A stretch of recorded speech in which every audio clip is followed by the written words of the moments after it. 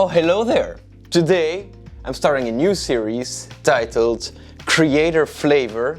What's this hand gesture? And in this series I'm going to share some tasty photography, videography tips with you guys so you can step up your content creation game. For this first episode I got for you guys a 5-step photo selection guide.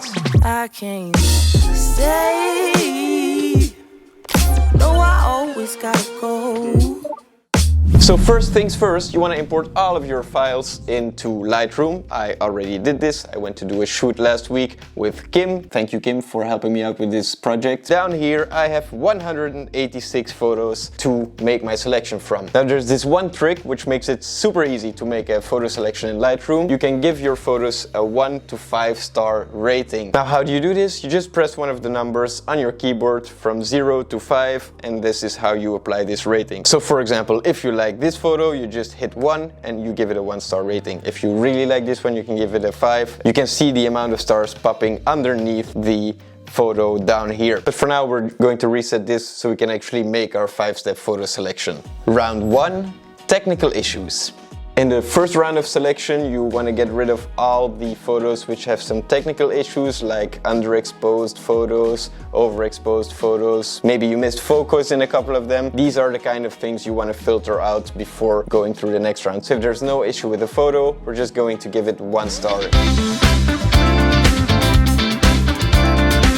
And then once you have done this, you can go down here to these little stars. And if you click the first one, Lightroom will only show the pictures which you've rated with 1 star or more. So now we are down to 128 photos of 186, which means it's time for selection round number 2, which is framing. In this round we're going to look for body parts being cut out of frame and then getting rid of those photos. Maybe some fingers are cut out of frame, maybe some hand is out of frame, maybe some feet are out of frame, stuff like this. We're also going to have a look at poses, so let's dive into selection round number 2. This picture is a good example of a hand being in quite a strange place. A general rule of thumb for shooting people is try to have both hands visible, unless of course you're taking a close-up. But if both arms are in frame and one hand is being hidden behind the head or maybe behind a piece of wood or behind this steel thing in frame here, then you kind of want to get rid of it. So for this round, we're going to get rid of this picture. Once this is done, you can click the 2nd star in the right bottom corner of the screen, which brings our selection down to 105 photos. Now this is still a lot, so round 3, composition. In this round we're not just going to have a look at which body parts are being cut off, but we're also going to look at how things are framed in the shot. For example, the rule of thirds is a good one. We all know this one. If you don't, there's loads of tutorials. But basically what I do for this round is following my gut feeling. If something feels right or feels balanced within the frame, I keep it. Another good rule for this selection round is trying to make sure you only get pictures that you don't need to crop in post. Try to go for compositions which already look good in camera. This way you don't need to punch in and you don't lose quality of your photos. So try to compose in camera. Makes you a better photographer. Let's do the 3rd round. And now we are down to 81 photos, ladies and gentlemen. We are cutting back, which means it's time for round number 4. Story and emotion. Now this is where we're going to start cutting back on quite a few of these pictures, because at this point all pictures look good from a technical perspective, but now we want to have a look at which photos tell a better story and which emotions the model is displaying. This one is a bit more subjective. This is where we start to get in the more artistic realm of the selection, but you basically want to cut down and preserve only the best shots of your selection. For these, I will also keep the rule to not select multiple shots of the same location or the same setup. I only pick 1 shot of each frame, because you take multiple shots of the same photo, like the same kind of photo or the same idea in your head. And from now on, we don't let any multiple of these photos pass anymore. So you just choose 1 per frame. This is the hardest selection, to be honest. Now here we have a couple of photos where she's posing, but for example I do prefer these where they're a little bit more casual, where she's actually adjusting the outfit. It feels like a more genuine moment. That's why I'll be selecting this one. just because it tells a better story of the day. It feels like she's out in the wild. Her clothes aren't necessarily staying the way they're supposed to be, so it tells a better story. That's why I select this photo.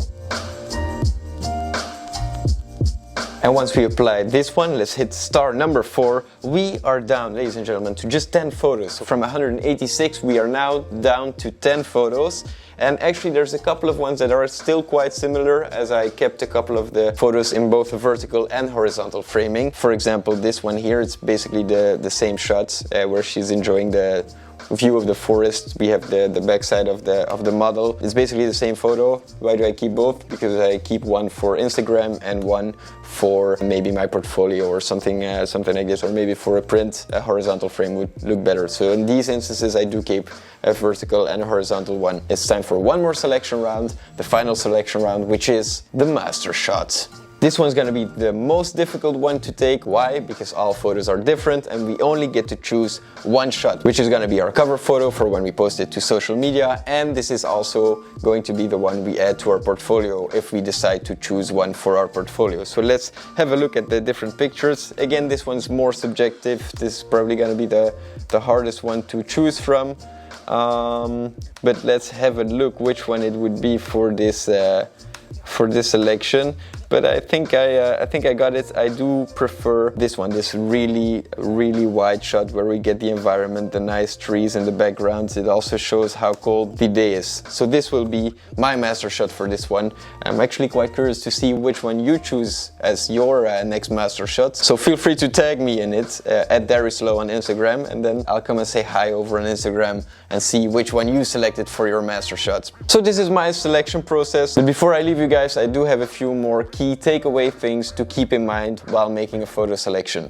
Maximize variation. This one's really important. Don't select multiple photos which all look alike. Try and get as much of a variety of shots as possible. Take some close-ups, some wide shots, some medium shots, some portraits, maybe some detail shots. Try to get a little bit of everything so that you are able to convey a story or to tell a narrative of what happened that day. So it's not just a single photo looking good, but there's multiple pictures complementing each other. Plus, if you post these pictures as a carousel post on Instagram and the people don't like it the first time they see it scrolling through the feed, the next time Instagram shows them this post, they will take the second picture and then the third picture and then the fourth picture. So you have multiple chances for people to interact with your content, which is a bonus because this way the algorithm will boost your content because it gets more interactions.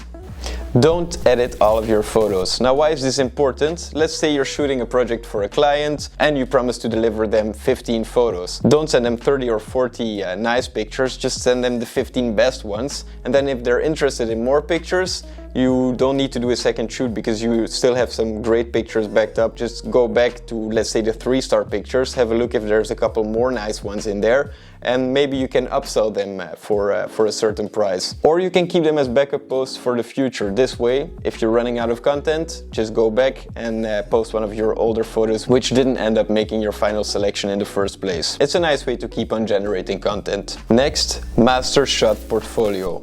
Use only your master shots or your 5-star pictures to create your portfolio. Why is this important? This way you will only have one picture of each setting and it creates a nice variety in your portfolio. You don't want potential clients to get bored of your portfolio. You only want to show like the best of the best stuff and not show similar photos in your portfolio, because this will imply to the potential client that you don't have as much experience. So try and get as much variety in your portfolio as possible. It's better to have only 10 really amazing photos in your portfolio of different scenes than 50 photos of those same shoots, just because the content will start to repeat itself. So just stick to those master shots.